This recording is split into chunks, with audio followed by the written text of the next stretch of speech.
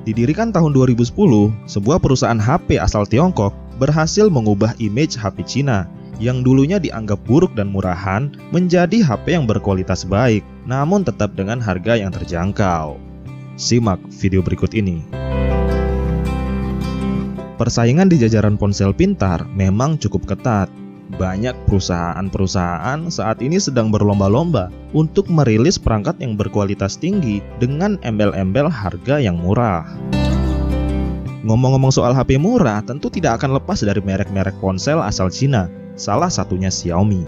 Sejak merilis Android pertamanya di tahun 2011, mereka berhasil mengubah image HP Cina yang dulunya dianggap murahan dan berkualitas rendah menjadi perangkat yang cukup baik, namun tetap ramah terhadap kantong penggunanya. Pertanyaannya adalah, kenapa sih harga Xiaomi itu bisa murah?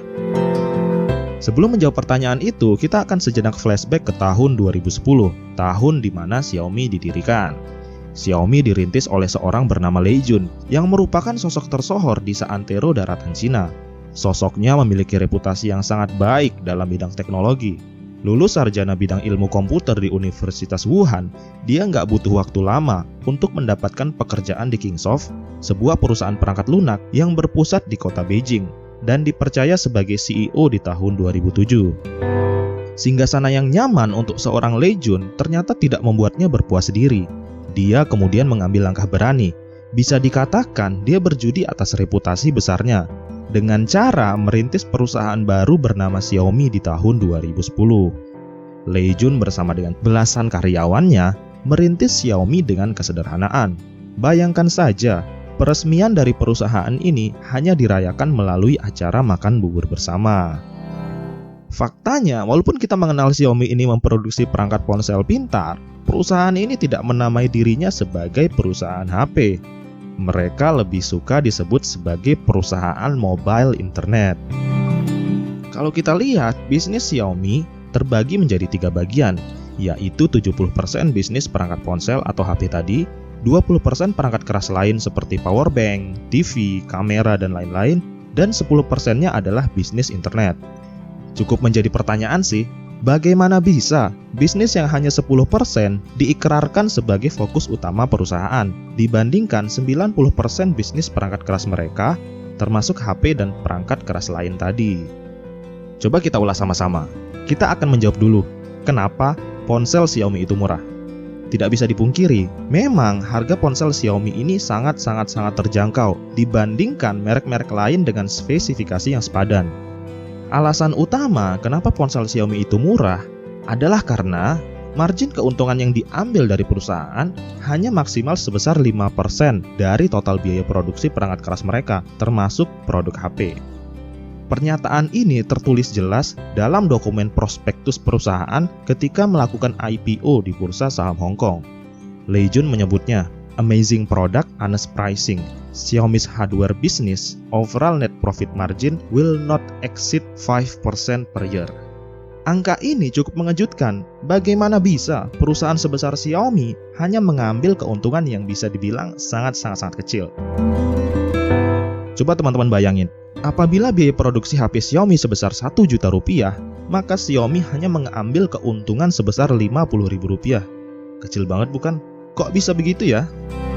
Xiaomi ini ternyata termasuk perusahaan yang cerdas memangkas biaya produksi dengan tidak memasang iklan secara jor-joran dan mengedepankan penjualan online daripada penjualan offline.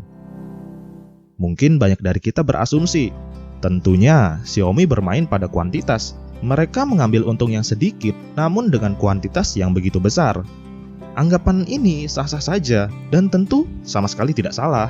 Tetapi sebenarnya kalau kita telah lebih lanjut, cara Xiaomi membangun bisnisnya persis sama dengan apa yang dilakukan oleh Facebook ataupun Google. Simpelnya begini, mungkin teman-teman ada yang menyadari, Google. Jelaslah semua kita tahu siapa itu Google. Mereka memberikan layanan gratis kepada kita sebagai usernya, mulai dari Google Mail, Google Maps, Google Drive, platform YouTube, blogger, dan lain-lain. Dan kenapa platform-platform ini diberikan secara cuma-cuma? Tentu ada syarat dan ketentuan yang berlaku, karena tidak ada istilahnya makan siang yang gratis. Strategi ini bertujuan agar jumlah penggunanya terus meningkat. Sebagai pengguna layanan, kita seakan dibuat terbiasa bekerja pada ekosistem Google. Kemudian, kita diharuskan untuk melihat berbagai macam iklan atau melakukan upgrade terhadap fasilitas-fasilitas premium tertentu. Dan inilah cara Google mencetak keuntungan yang sangat besar selama bertahun-tahun. Jadi, kalau teman-teman sadar, Xiaomi ini seakan memberikan secara cuma-cuma perangkat HP-nya. Nih, kalian pakai, kalian gunakan. Bagus kok, berkualitas, awet. Untuk kemudian dengan tanda kutip, kita dipaksa untuk setiap saat melihat iklan ataupun menggunakan aplikasi-aplikasi yang berafiliasi dengan perusahaan. Apalagi di daratan Cina, aplikasi-aplikasi bawaan Android besutan Google memang sejak dulu tidak bisa digunakan di sana. Artinya, semakin murah harga HP Xiaomi, maka semakin banyak pengguna yang berlama-lama di sistem MIUI. Semakin banyak pengguna, berarti semakin banyak aplikasi dan iklan yang bisa diakses. Dan inilah yang Xiaomi maksud sebagai perusahaan mobile internet. Sekarang, pertanyaannya adalah, apakah cara ini berhasil? Menurut saya pribadi, cara ini cukup relatif ya. Memang betul, berdasarkan data market share global, Xiaomi dalam rentan waktu yang cukup singkat sudah mampu bersaing dengan merek-merek ternama dunia. Bahkan, telah mencapai 13% market share global pada kuartal 3 tahun 2020. Di mana angka ini melewati pencapaian Apple yang hanya berada di angka 11%. Tetapi persoalannya adalah Xiaomi tidak bisa berpuas diri terhadap kondisi ini.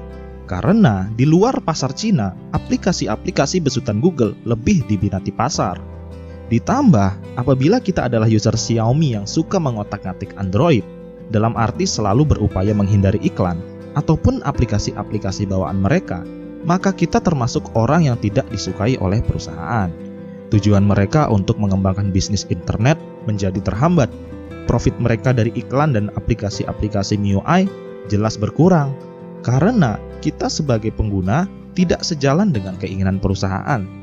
Di satu sisi kita mendapatkan HP yang bagus dengan harga yang sangat murah, namun di sisi yang lain kita nggak mau dijejali iklan ataupun aplikasi-aplikasi bawaan MIUI tadi. Kondisi inilah yang menjadi bagian dari tantangan yang besar untuk dijawab oleh bisnis Xiaomi ke depannya.